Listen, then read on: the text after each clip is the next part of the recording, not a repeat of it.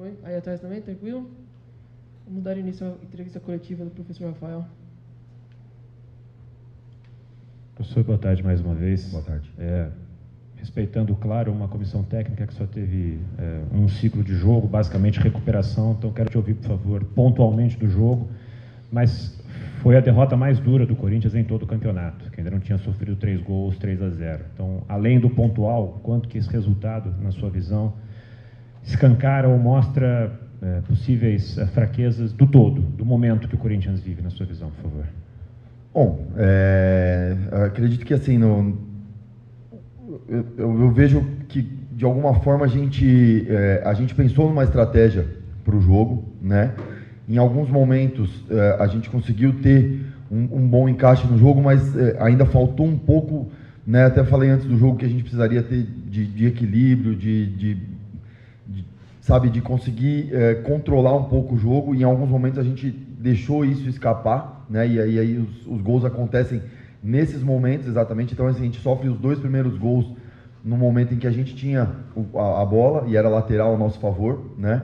O primeiro gol acontece dessa maneira e o segundo gol também. E o segundo gol ele ainda tem o componente de ter acontecido na sequência do nosso gol, né? Que foi anulado e assim que gerou bastante dúvida. Então era um momento que a gente sai do empate, do 1-1, né? E o jogo vira para o 2-0. Então assim, a gente era um momento que a gente estava na euforia do gol e aí por certo momento a gente perde um pouco ali a concentração, perde um pouco o foco, e a gente tem batido muito nessa tecla, mas eu acredito que isso acontece também um pouco devido ao desgaste, né? A gente vem da sequência de 2 jogos onde a gente tem um dia menos de descanso do que o nosso adversário, então esse é um ponto que a gente faz parte do contexto e a gente tem que saber administrar isso, mas certamente isso estava presente em campo, então talvez até essa imagem que pode ter passado de um pouco de falta de energia, eu acho que é mais ligado a isso do que qualquer outra coisa.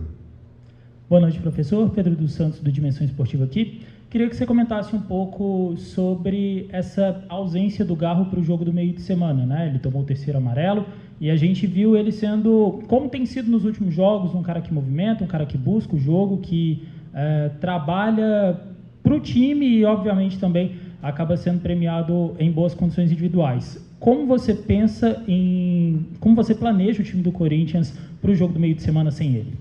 Bom, a gente vem de um momento onde a gente está encontrando uma forma de deixar o jogo do Garro mais protagonista, fazer com que ele seja mais protagonista no jogo, e no jogo do meio da semana nós conseguimos e foi bem legal, e hoje também ele conseguiu participar e estar presente em muitos momentos, e certamente fará falta para o próximo jogo, mas olhando para o nosso elenco, nós temos jogadores com características semelhantes, que é o caso do Coronado, por exemplo, que vai poder também exercer esse papel. Então assim, fará falta certamente, porque é um atleta que tem uma posição de liderança dentro do elenco, mas como eu tenho dito e tenho conversado com os atletas, a gente nessa sequência de jogos a gente não tem tempo para ficar lamentando, a gente tem que olhar para frente e pensar o próximo passo. É um passo de cada vez e sempre olhando em frente para que a gente consiga sair dessa situação que realmente é desconfortável. Professor, aqui, boa noite, Bismarck Rodrigues, da Rádio Coringão. Boa noite. Até pela sua experiência, eu gostaria que você falasse pontualmente de um jogador, que é o Wesley, né? Ele, em algumas partidas, tem tomado decisões erradas, ora por drible, ora de um passe desnecessário, ora de uma finalização desnecessária, e pela sua experiência de formação de atleta, ainda é possível corrigir esses erros de um atleta que é protagonista hoje no Corinthians? Obrigado. Com certeza, com certeza. Eu acho que esses momentos eles ficam um pouco evidenciados também pelo contexto que a gente está vivendo, pela situação que a gente vive. Então, ele está querendo muito, ele está querendo buscar esse protagonismo e que muitas vezes ele consegue durante o jogo, mas essa maturidade, no momento que a gente vive, ela é difícil de ser adquirida, ela é com um tempo. A gente vê, às vezes, até jogadores mais experientes oscilando em alguns momentos como esse que a gente está. Então, assim, é um menino novo, é um menino que está buscando, que está querendo, está buscando essa evolução, esse aperfeiçoamento, esse amadurecimento para esses momentos, e é necessário paciência. Porém, a gente vive um contexto onde a gente não consegue ter muito espaço para essa paciência. Então, o desafio nosso é equilibrar e conversar bastante com ele e passar confiança para que ele consiga exercer o papel dele. Ele é um jogador que é importante em muitos momentos ali, desafoga o jogo pra gente, e eu tenho certeza que ele vai encontrar esse equilíbrio naturalmente. Marucci, boa noite. Alexandre Gimenez aqui, central do Timão. Eu perguntei para o Romero, na saída do campo, se o fato do Cruzeiro ter construído essa vantagem, até com certa facilidade no jogo, se isso representava uma diferença tão grande tecnicamente entre um time e outro. E ele falou que não. Para você, Larouche, o que é? Parte técnica, parte mental, parte física, um pouquinho de tudo? Obrigado. Eu sempre gosto de olhar para o contexto, de olhar para o todo, né? O futebol não é nunca uma coisa só, né? Se a gente for olhar para o jogo e para as dinâmicas do jogo e ver os números do jogo também, se a gente pegar o número de finalizações, por exemplo, a equipe do Cruzeiro teve uma finalização a mais do que nós no jogo, né? Então, talvez isso mostre que não houve tanto essa superioridade que pode ter aparecido em alguns momentos. A ideia é que pode parecer isso, é porque a gente buscou, pensando na questão física, como eu comentei anteriormente, a gente buscou uma postura um pouco mais cautelosa e tentando proteger espaços por dentro e controlar o jogo nessa proteção de espaços. E aí dá a sensação em alguns momentos de que o adversário está tendo uma superioridade, porque tem um pouco mais a bola, consegue reter um pouco mais a bola, então passa uma falsa sensação. Mas se a gente olhar para os momentos do jogo e ver as entradas de último terço, ali, ações de último terço, elas foram muito parecidas, e até na terminação da jogada. O que diferenciou bastante é que eles conseguiram ser mais felizes ali no aproveitamento das finalizações, acertando o alvo. Eles tiveram um aproveitamento melhor do que nós, e aí o placar já diz, né, isso, mas foram 12 finalizações, se eu não me engano, para o Cruzeiro e 11 finalizações para nós, então esse número mostra um certo equilíbrio, né? Então, eu acredito que a gente precisa ter essa consciência e entender, como eu falei anteriormente, nós sofremos 2 gols em momentos que a gente tinha a bola, né? E era lateral a nosso favor, e a gente perde a bola e acaba sofrendo. E o terceiro gol que acontece de uma jogada construída mesmo do Cruzeiro ali. Então, acredito que de uma maneira geral a estratégia que a gente pensou para o jogo, ela funcionou em alguns momentos, em outros momentos a gente teve oscilações ali de concentração, de nível de atenção, que acabou resultando nos gols que a gente sofreu, e que isso tudo faz parte desse contexto complicado que a gente vive. Rafael, boa noite. Matheus Quintino, Portal Meu Timão. Rafael, você está há pouco tempo, você chegou há pouco tempo agora, né? Pegou o jogo contra o Vitória, agora o jogo contra o Cruzeiro.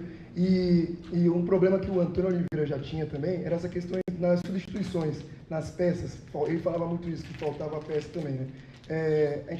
Você não sabe se vai continuar, a gente não sabe contar essa questão da procura por um treinador. Eu queria que você passasse para a gente o quanto que você acha o tamanho do desafio que você, ou o possível novo treinador que chegar, vai ter tanto questão de pressão e também questão de peças no elenco. Se você acredita que esse elenco do Corinthians, que nem você citou, questão de protagonismo, falta protagonistas para um jogo grande como esse, ou em momentos chamar a responsabilidade em alguns momentos. Obrigado. Eu acredito que nós temos no elenco atletas que têm a capacidade de exercer esse papel de protagonismo. O nosso elenco é um elenco jovem, tá? De uma maneira geral, é uma média de idade relativamente baixa, né? Porém, alguns atletas com idade baixa e com vasta experiência. Então, assim, eu volto a dizer, o contexto todo, ele interfere demais, né? Assim, entrar em campo dentro de todo esse contexto que a gente está vivendo, ele é complicado. E aí, quando a gente olha para a questão do nosso elenco da média de idade um pouco mais baixa, isso certamente tem uma importância, uma relatividade, mas nós temos atletas ali com total capacidade de assumir esse protagonismo.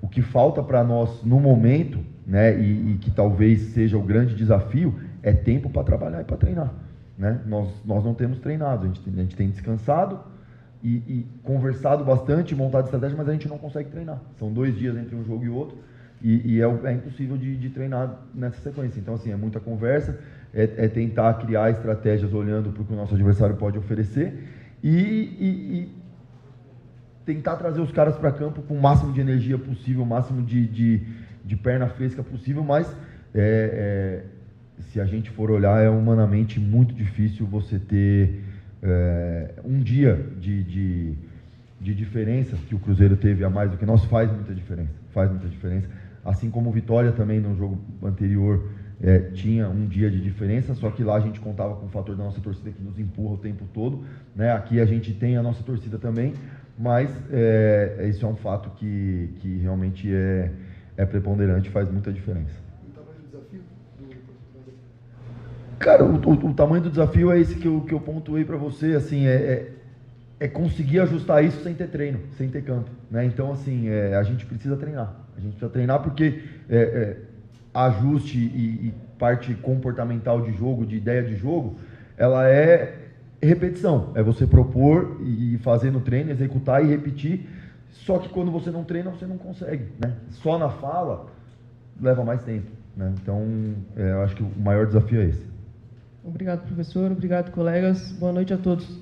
Obrigado, boa noite.